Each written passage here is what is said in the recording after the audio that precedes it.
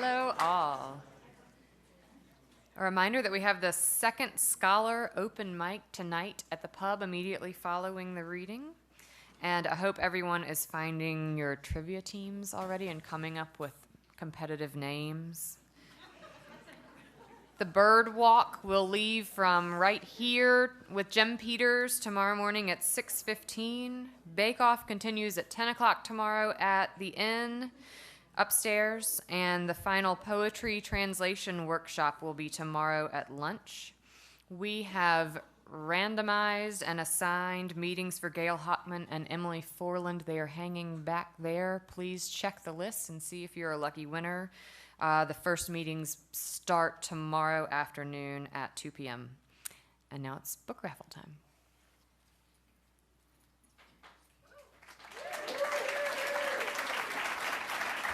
We're going to make quick work of this because we know why you're here. And the winner of the Alice McDermott Someone is Kathleen Kraft.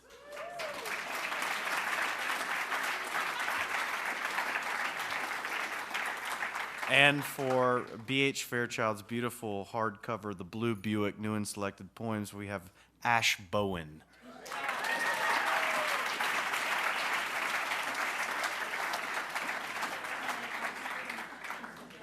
Please welcome B.H. Fairchild.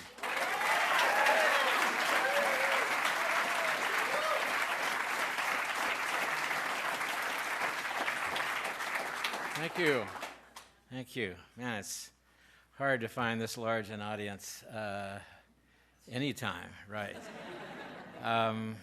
Well, I'm so happy to be here. I haven't been here as many years as other people, but it's beginning to feel like home to me.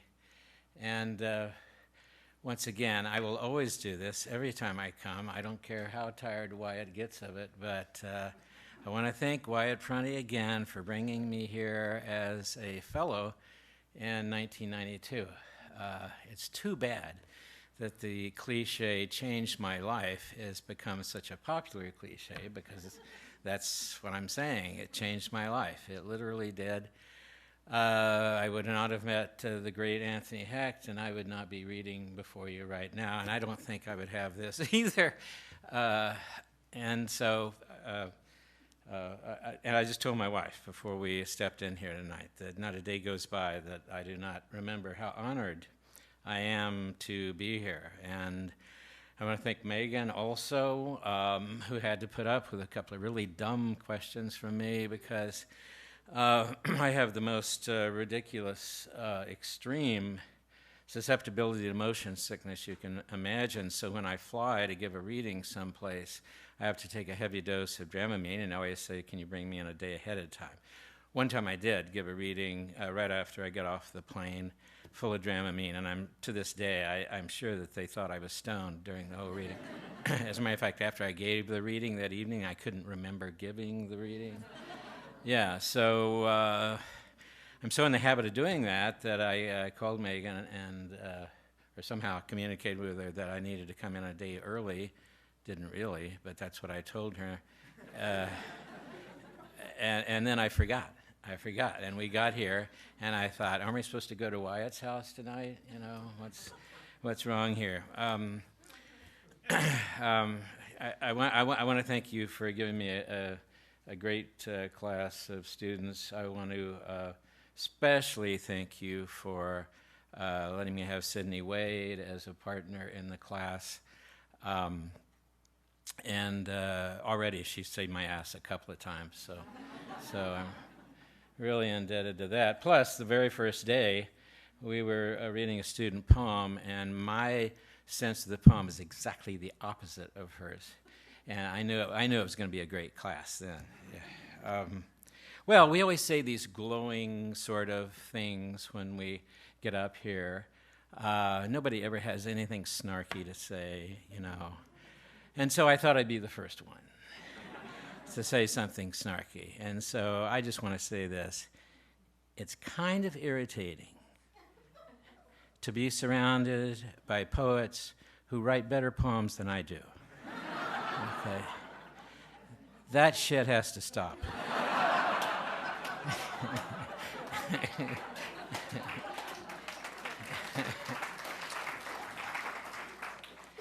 First poem I want to read is actually for the young woman who drove us here from the airport.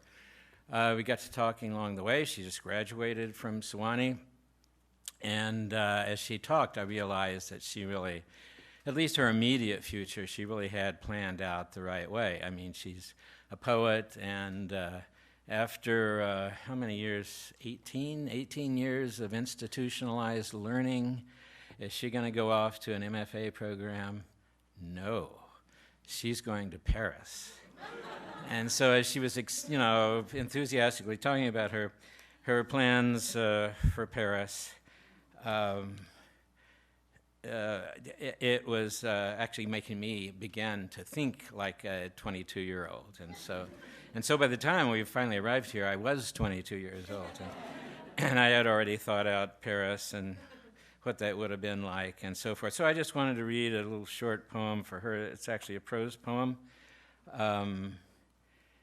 And it's written ostensibly by a character that appears in a lot of my poems, Roy Garcia. It's called The End of Art. Three characters: Blaise Cendrars, great poet from early part of the, specifically the 50s, and his wife Ramon, and then the I is Roy Garcia, and a couple of things I need to explain, they're talking about Tolstoy's essay, What is Art?, which remains to this day a very controversial essay. There's also the fact you need to know that Tolstoy in his later years wanted to identify himself with the people of the land, and he wanted to sort of, even though he was a count, he wanted to sort of appear as a peasant, and so he liked to dress like a peasant. And then another thing you need to know is when you, and this is a little bit of tourist advice I can say for Sarah. When you go to Versailles, the thing there are many things to strike you about Versailles, but the thing that really I could not get over was Marie Antoinette had a little peasant village built for her there, where she designed her own little peasant clothes, and she could go there and act like a peasant. What else do I? Is that it? I guess. Okay, this is called The End of Art. Ramon, Blaise, and I are in the Café de Flore arguing about Tolstoy's essay, What is Art? And Rayon, in her excellent but occasionally imperfect English, says, in his later years, Tolstoy enjoyed walking around dressed as a pheasant.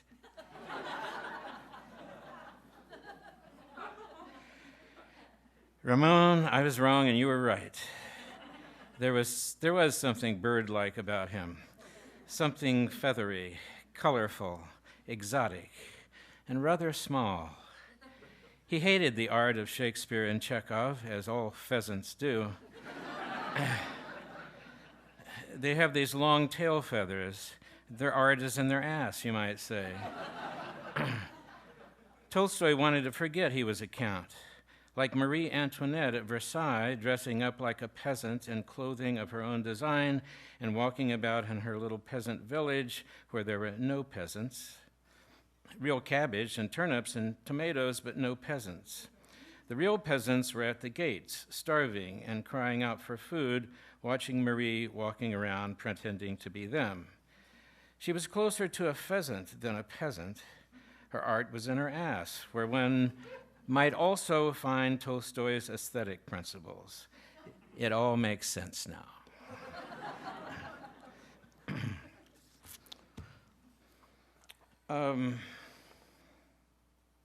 I was so glad to stop at one point, and forever, teaching freshman composition.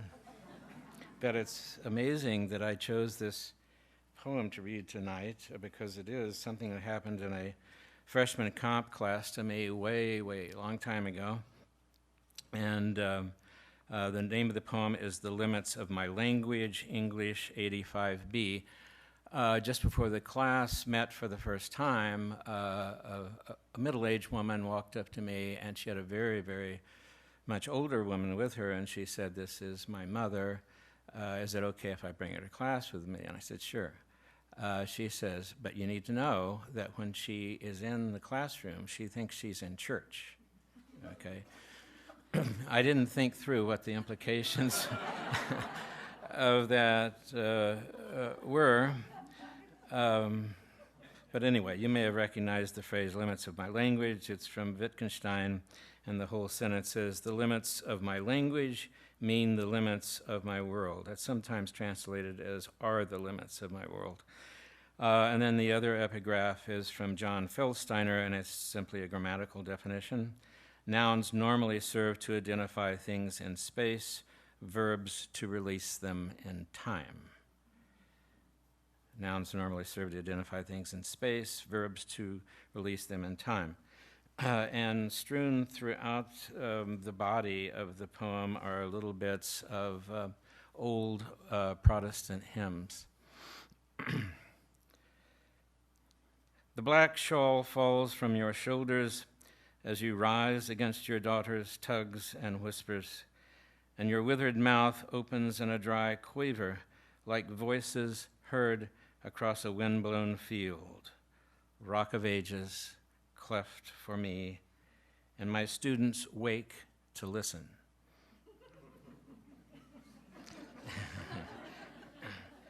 On that first day, she whispered, warning me, "She thinks she's in church. She's my mother, and I'll have to bring her every day." Your eyes wandered like fish behind a glass, and your crooked hand jerked back from mine.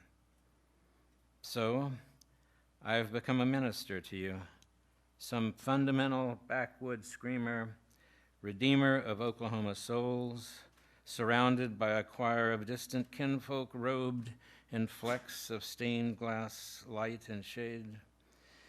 The old rugged cross or bringing in the sheaves lifts you right out of your seat at times, and we wait while your daughter puts you back in place. "Be quiet now, Mama. There's no time for that." In her voice, I hear your own among hymns hovering on an Oklahoma Sunday years ago inside a white-frame church. "Let me hide myself in thee." And in your shaken glance and palsied hands, I see you kneeling there beneath dim memories of burnt-out fields and black locust clouds looming down, wailing with God's own sorrow.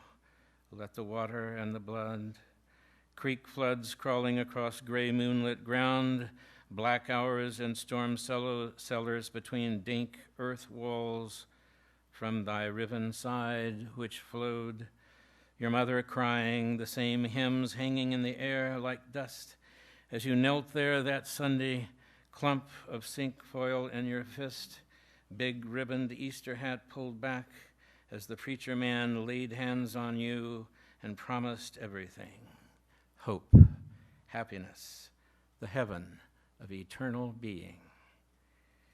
And so, through a Dust Bowl girlhood, a husband headed for hell, and one daughter who turned out right, you saved your best for last.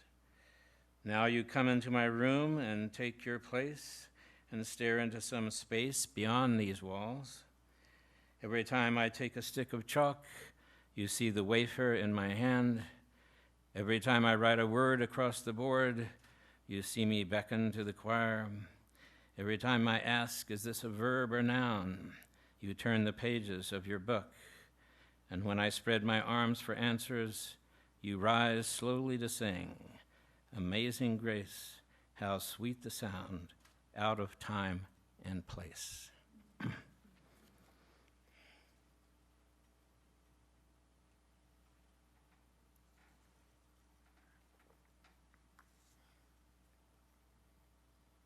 Somehow this reminds me of being in the big church just 2 days ago and noticing that the kneeling pads were all in the school colors. I think that's very nifty.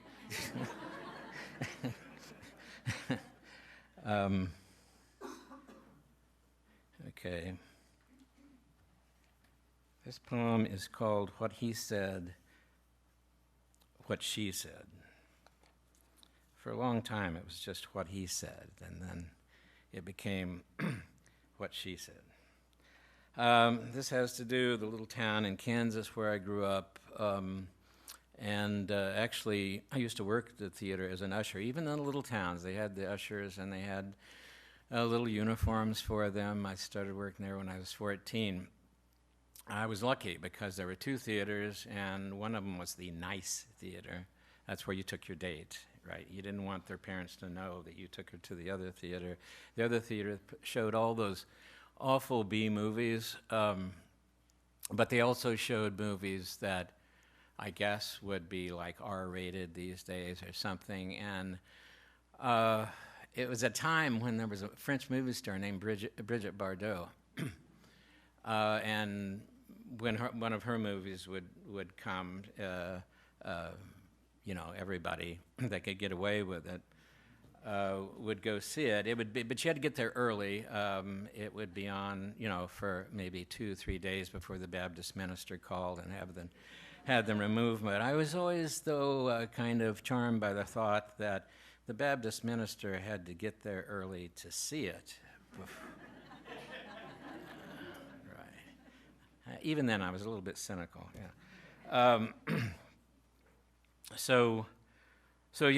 I would put out the word that a Brigitte Bardot movie was on, and then all my buddies would come to the movie. Well, there was a kid named J.D. who, believe me, Brigitte Bardot was hot. It's just super hot. But J.D. just didn't admire her in a physical way. He sort of fell in love with her, and so this begins with Candy Baumeister really teasing J.D. about having fallen in love with Brigitte Bardot. I think everybody ought to, in their life, everybody ought to have at least one moment when they say the perfect thing, just as it should be said. This is recommended especially for little domestic spats. One time, one time you would like to say it and say it right and then get out of the house as fast as you can. And this was what was accomplished by J.D., is that she was kidding him about Brigitte Bardot, and he said the perfect thing, I think. When Candy Baumeister announced to us all that J.D. was in love with Brigitte Bardot, drawing those two syllables out like some kid stretching pink strands of double bubble from between her teeth, J.D. chose not to duck his head in the unjust shame of the truly innocent, but rather lifted it in the way of his father scanning the sky in silent prayer for the grace of rain abundant upon his doomed soybeans, or St. Francis blessing sparrows, or the air itself, eyes radiant with truth and Jesus, and said, "Baby doll, I would walk on my tongue from here to Amarillo just to wash her dishes."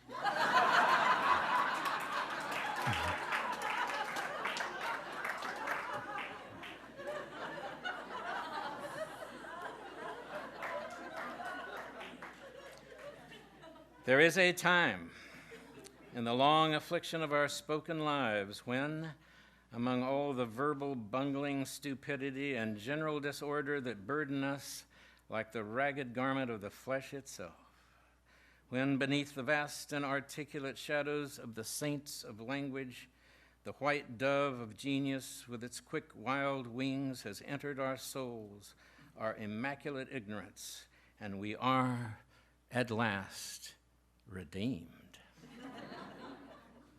And so is conceived and born the thing said, finally well, nay, perfectly.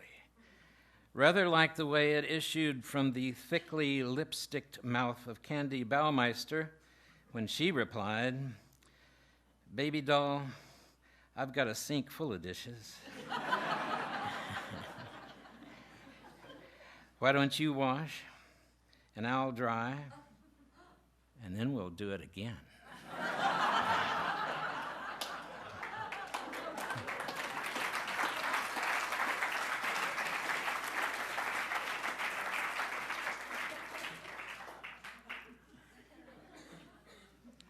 My wife is confused because that's not the original ending for the poem. Yeah. Okay. In this little town where such things occurred, my father had a machine shop, and I worked there from the time I was about 13. I was always the lowest paid worker in the shop, and I deserved that. But the interesting thing was it was right out on the highway, Highway 54, which is the main north-south route down to the famous Route 66. So there were a lot of hitchhikers that would come along, and many of them would be looking for a job for a couple of weeks so they could at least eat. And he would always hire them. And I've never understood why he would always put me to work with them. I mean, I was at the time like 4'10", weighed about 70 pounds, and did he expect me to keep them under control? Did he expect me to make them work hard or something? I don't know, but I was always working with him. And this one time he hired this guy off the freeway, and he was the scariest guy I've ever seen in my life. He had this kind of gray pall to his skin, and he never said anything. So that's who I'm with in the poem. And I believe that's all that needs to be explained. It's simply called The Gray Man. We are cutting weeds and sunflowers on the shoulder, the gray man and I, red dust coiling up around us, muddying our sweat-smeared mugs, clogging our hair, the iron heel of an August Kansas sun pushing down on the sighs we raise against it, and swing down in an almost homicidal rage and drunken weariness. And I keep my distance. He's a new hire just off the highway, a hitchhiker sick to death of hunger, the cruelties of the road, and our boss hates poverty just enough to hire it. Even this old man, a dead leaden pall upon his skin so vile it makes you pull away. The gray trousers and state-issue black prison boots, the bloodless, grim, unmoving lips, and the eyes set in concrete. Dark hallways that lead to darker rooms down somewhere in the basement of the soul's despair. 2 weeks. He hasn't said a word. He's a goddamn ghost, I tell my father. Light flashes from his scythe as he decapitates big clumps of yellow blooms, a flailing, brutal war against the lords of labor, I suppose, against the state, the world, himself. Who knows? When we break, I watch the canteen's water bleed from the corners of his mouth, a spreading wound across his shirt. The way he spits into the swollen pile of blue stem and rank bindweed as if he hates it and everything that grows, a hatred that has roots and thickens, twisting, snarled around itself. A lizard wanders into sunlight and he hacks at it, chopping clods until dust clouds rise like mist around him. And then he speaks. In a kind of shattering of glass, cutting through the hot wind sigh, the fear, love thine enemy. He says it to the weeds, or maybe what they stand for. Then, knees buckling, with a rasping, gutted sob as if drowning in that slough of dirty air, he begins, trembling, to cry. I was just a boy. The plain's wind leaned against the uncut weeds. High wires hummed with human voices and their travail. And the highway I had worked but never traveled lay across the fields and vanished in that distant gray where day meets night.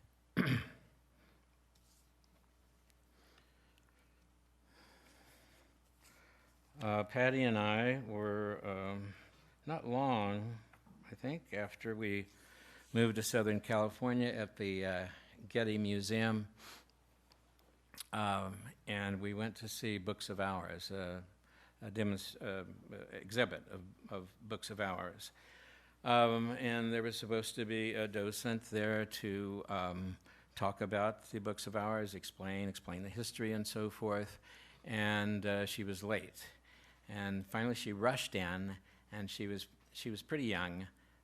She was probably a grad student out of UCLA or something, and she had very, very frizzy hair, and so she was all just in kind of disarray when she rushed in to begin giving her Books of Hours spiel. And her face was kind of puffy from sleep. And it takes the least thing to throw my imagination into gear, I can tell you. And immediately I began to construct a narrative that she had, in fact, arrived late from her boyfriend's apartment up in Malibu. Because she was kind of all frizzed out, you know. But she was clearly happy, you know. I was charmed by her. So anyway, this is simply called the Book of Hours. Like the blue angels of the Nativity, the museum patrons hover around the art historian who has arrived frazzled and limp after waking late in her boyfriend's apartment. And here, she notes, the procession of St. Gregory, where atop Hadrian's mausoleum, the angel of death returns his bloody sword to its scabbard. And staring down at the marble floor, liquid in the slanted silver light of mid-morning, she ponders briefly the polished faces of her audience, seraphim gazing heavenward at the golden throne, or, as she raises her tired eyes to meet their eyes, the evolving souls of purgatory, bored as the inhabitants of some fashionable European spa sunbathing on boulders. And here, notice the lovely treatment of St. John on Patmos, robed in blue and gold. And she tells the story of gall nuts, goat skins dried and stretched into vellum, the word vellum, delicious in its saying, caressed in her mouth like a fat breakfast plum, lapis lazuli crushed into pools of ultramarine blue, and gold foil hammered thin enough to float upon the least breath.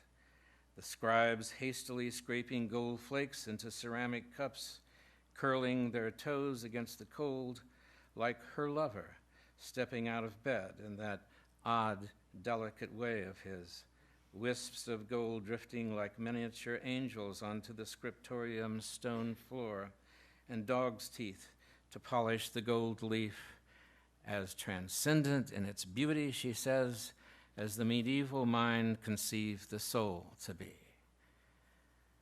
The patrons are beginning to wander now as she points to the crucifixion scene, done to perfection by the Limburg brothers, the skull and bones of Adam lying scattered beneath the Roman soldier's horse, and the old custodian wipes palm prints from the glass. The monks breathe upon their fingertips and pray against the hard winter, and the art historian recalls the narrow shafts of light tapping the breakfast table, the long curve of his back in half shadow, the bed's rumpled sheets lifted by an ocean breeze, as if they were the weightless gold leaf of the spirit.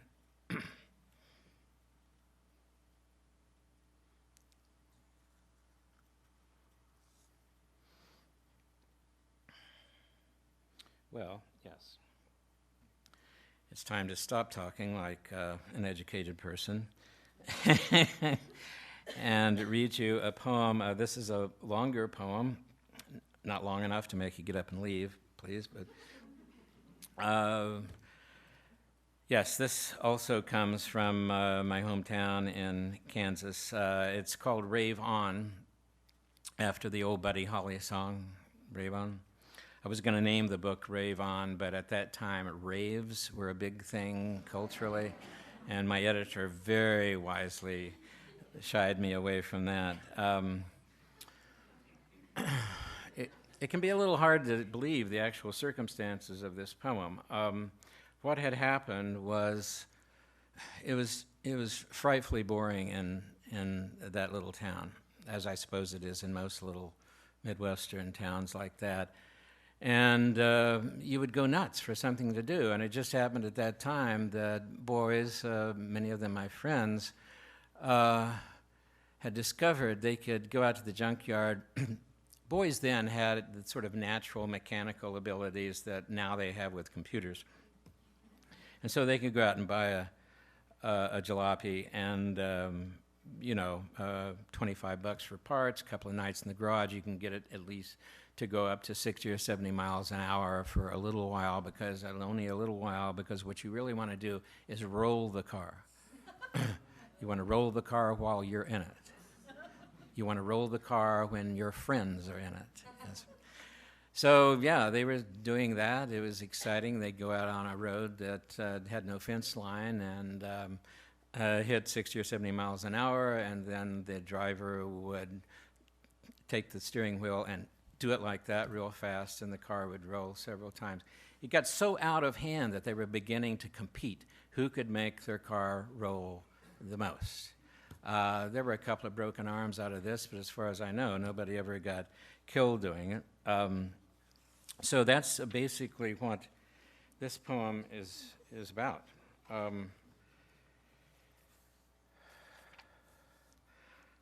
There are certain things I need to explain. One of them is that there are 4 boys here. One of them, though, there are 4 boys here, and 3 of them are scared to death to go out and do this for the very first time. The driver of the car is named Travis Doyle, and he has a very different kind of sensibility. He is not frightened. He is looking forward to it. He wants to do this. There are references here. There's a reference to Coronado. Coronado was supposed to have, in explorations, come that far north and buried silver plates somewhere in the area. Total bullshit, of course, but they liked that story going around because they thought it would improve the tourist trade. In liberal Kansas, the tourist trade, and I mean, you can put it on your summer vacation itinerary if you want to, but let's see, what else?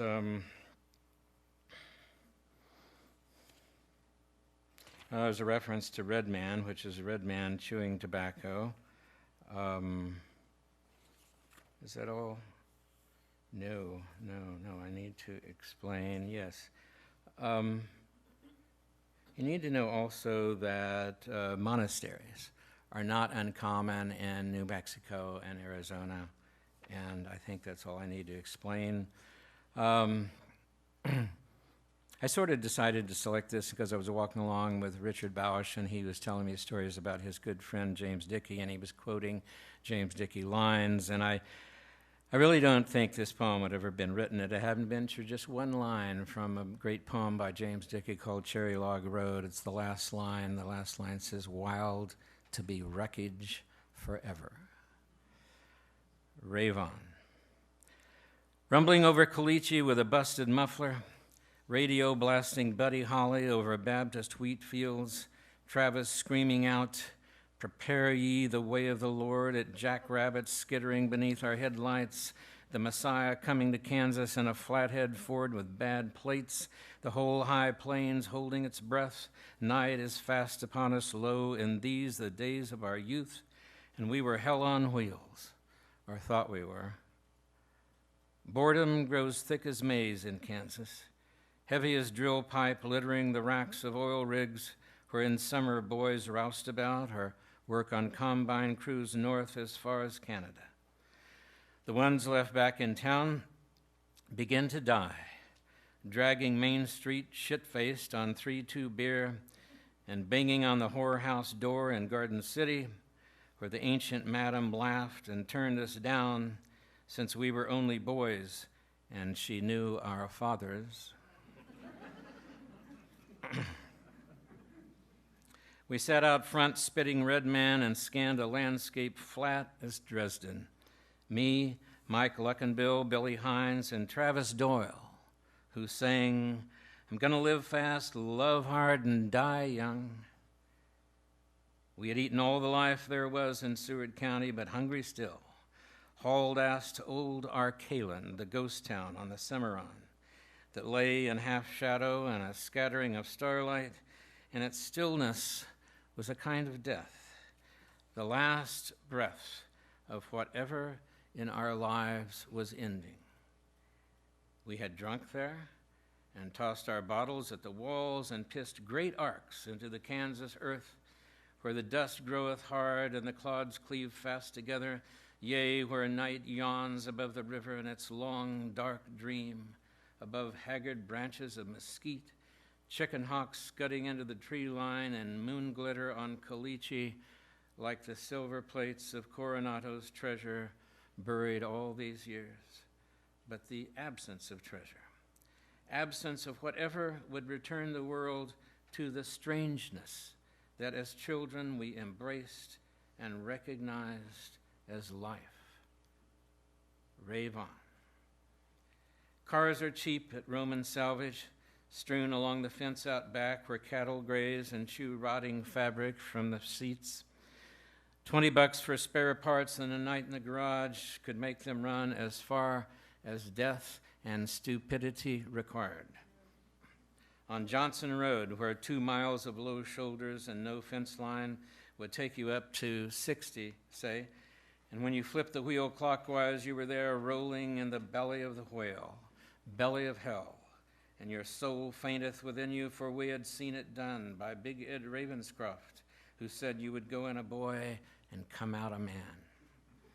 And so we headed back through town, where the marquee of the plaza flashed creature from the black lagoon in storefront windows, and the snack shack where we had spent our lives was shutting down, and we sang, "Rave on, it's a crazy feeling out into the night that loom now like a darkened church, and sing loud and louder still, for we were sore afraid."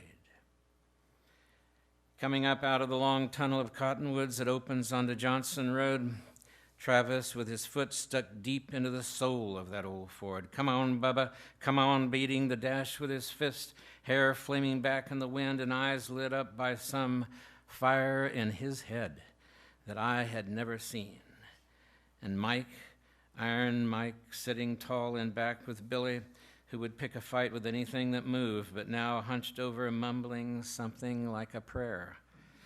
As the Ford lurched on, spitting and coughing, but then smoothing out suddenly fast, and the fence line quitting, so it was open field then, I think, we were butt deep in regret and a rush of remembering whatever we would leave behind. Samantha Dobbins, smelling like fresh laundry, light from the movies spilling down her long blonde hair, trout leaping all silver and pink from Black Bear Creek, the hand of my mother, I confess, passing gentle across my face at night when I was a child.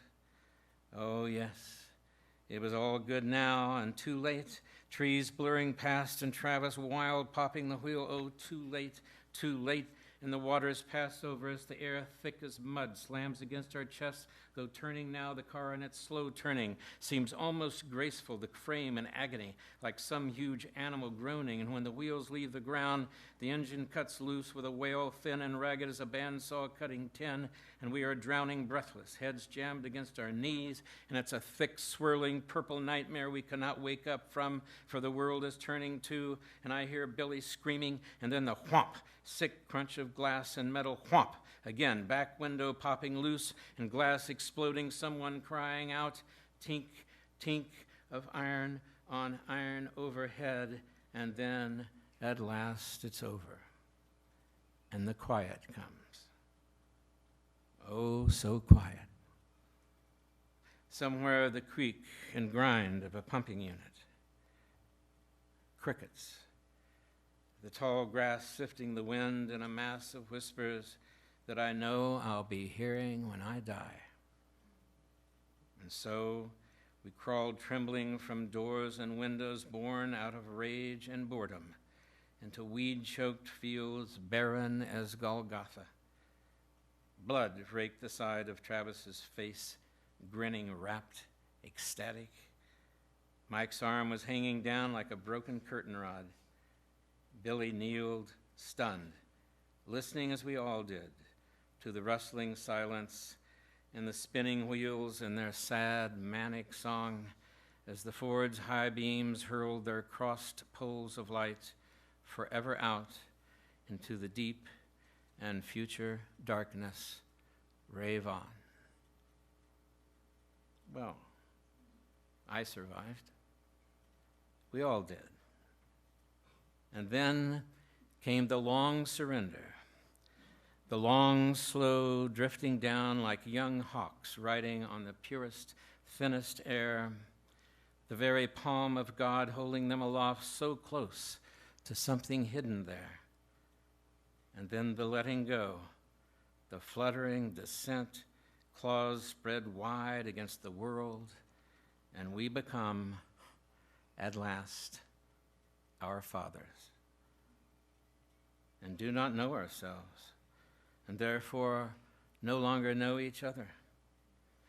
Mike, Luck, and Bill ran a Texaco in town for years.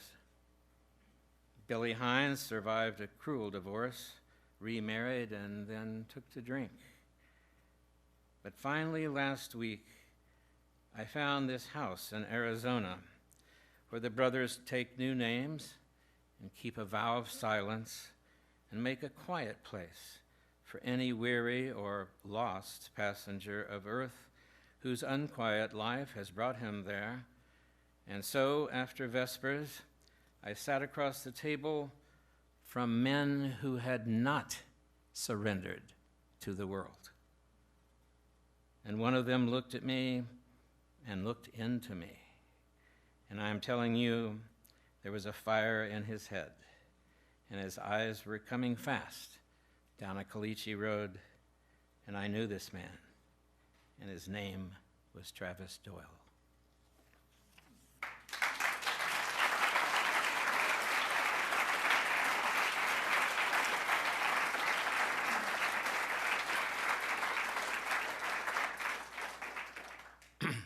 How long are we supposed to read? I don't know that.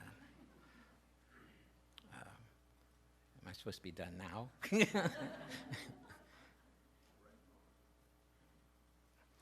Okay.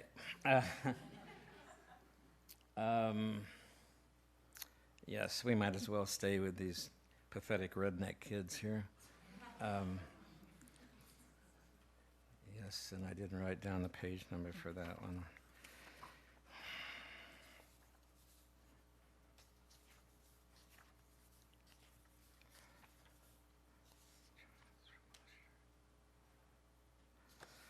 This poem is called Madonna and Child, Perriton, Texas, 1967. And it actually started, though,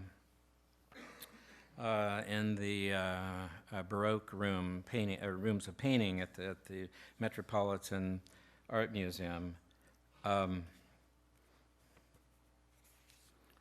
I was looking at a Madonna and Child painting by Francisco de Zurbaran.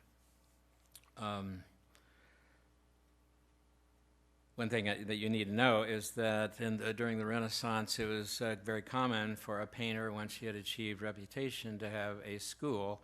For instance, like the school that Verrocchio had, where he would have one of his many assistants do the easy stuff, like painting the folds and drapery. In Verrocchio's case, he had a particularly good assistant named Leonardo da Vinci, so I try to imagine Verrocchio saying to this nobody named Leonardo, I'm going to go out drinking with my friends. Why don't you handle the folds and the drape? Yeah. Boy, just a few years later, Verrocchio must have felt like a piece of crap, So this Zurbaran's the same way. We refer to the workshop of Zurbaran. He was the main guy. The assistants would take care of the painting. It was Puritan, Texas, 1967. I've been out with my friends, and we're doing what boys are supposed to do in West Texas, act like fools, and so we've been out drinking excessively, smoking weed, and we forgot that the last grocery store had closed, and we had what I think is still referred to as the munchies. But then somebody remembered, oh yeah, there is a Sancho's market south of town, and so this is us after this night of revelry, and we're in Sancho's market and trying to find some food, and in the store with him is his wife.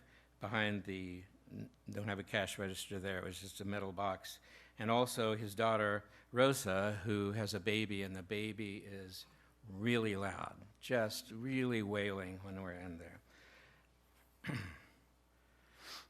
Madonna and Child, Puritan, Texas, 1967.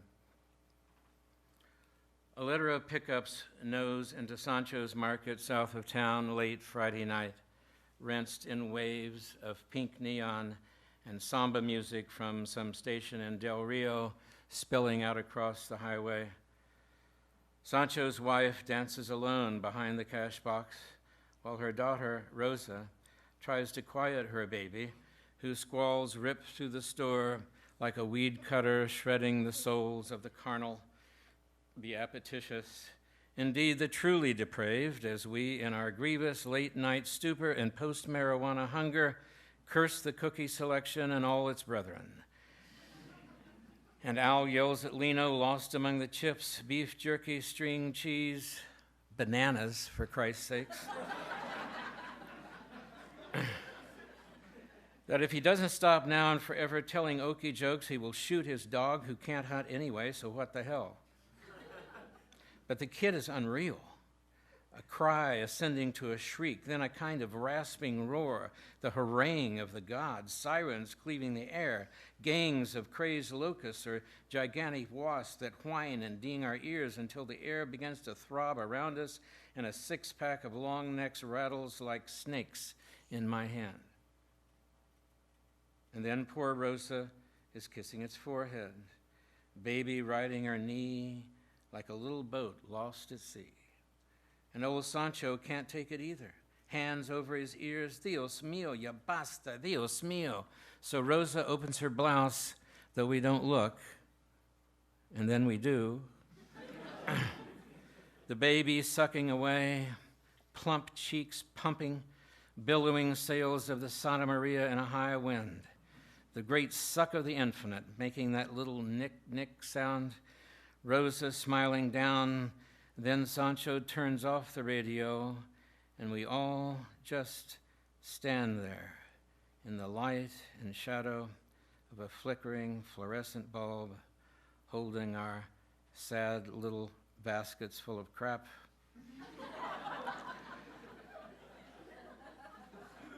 Speechless and dying a little inside, as Rosa whispers, "No llores, no llores, mija, mijita, no llores." And the child falls asleep, lips on breast, drops of milk trickling down. We can even hear it breathing, hear ourselves breathing. The hush all around, and that hammer in our chests, so that 40 years later, this scene still hangs in my mind, a later work, unfinished, from the workshop of Zurbaran. Okay, I have one more poem to read.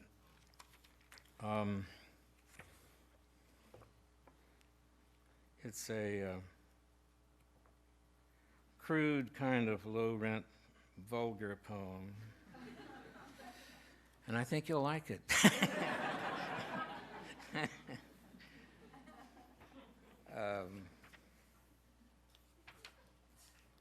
It's called Brazil. And yeah,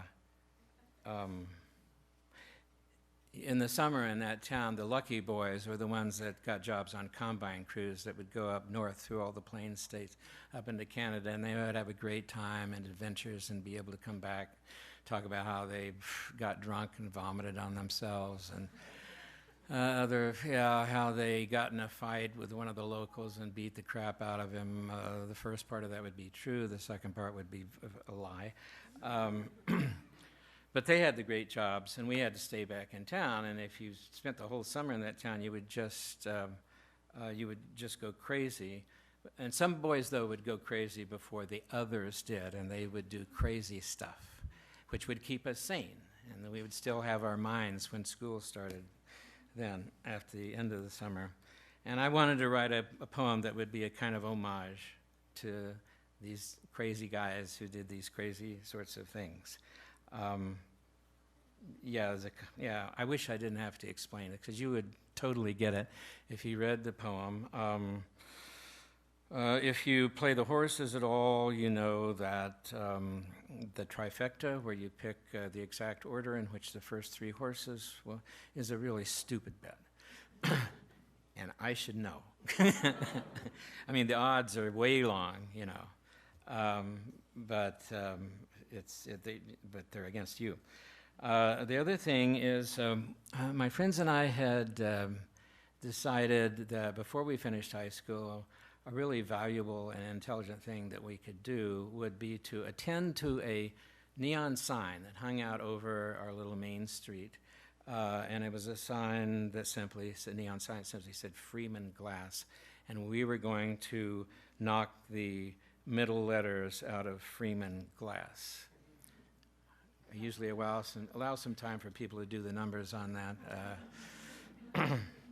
Okay. I don't know why I'm so coy about it. I mean, after we knocked them out, it would say free ass. Yes. I mean okay.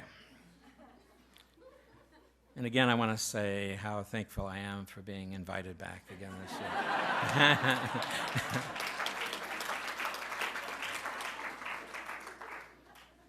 year. Okay. Brazil. This is for Elton Wayne Showalter.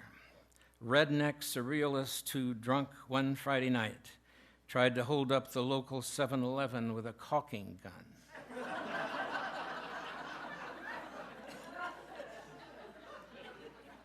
And who, when Melinda Bozell boasted that she would never let a boy touch her down there, said, "Down there, you mean like Brazil?"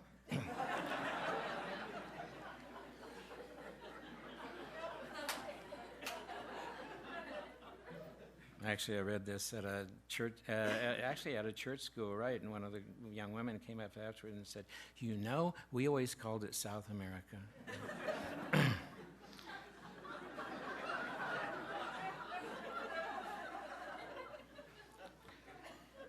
Oh, Elton Wayne, with your silver-toed turquoise on black boots and Ford Fairlane dragging in a ribbon of sparks, its tailpipe down Main Street Saturday nights, you dreamed of Brazil and other verdant lands. But the southern hemisphere remained for all those desert years a vast mirage shimmering on the horizon of what one might call your mind.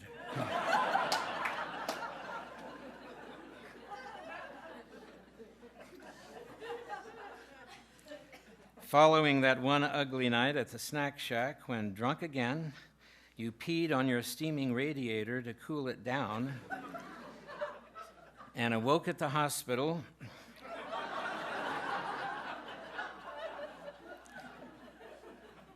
groin empurpled from electric shock and your pathetic maleness swollen like a bruised tomato.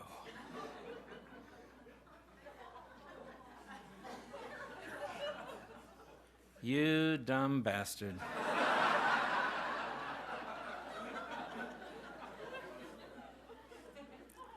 Betting a week's wages on the trifecta at Raton, then in ecstasy, tossing the winning ticket into the air and watching it float on an ascending breeze out over the New Mexico landscape forever and beyond gone.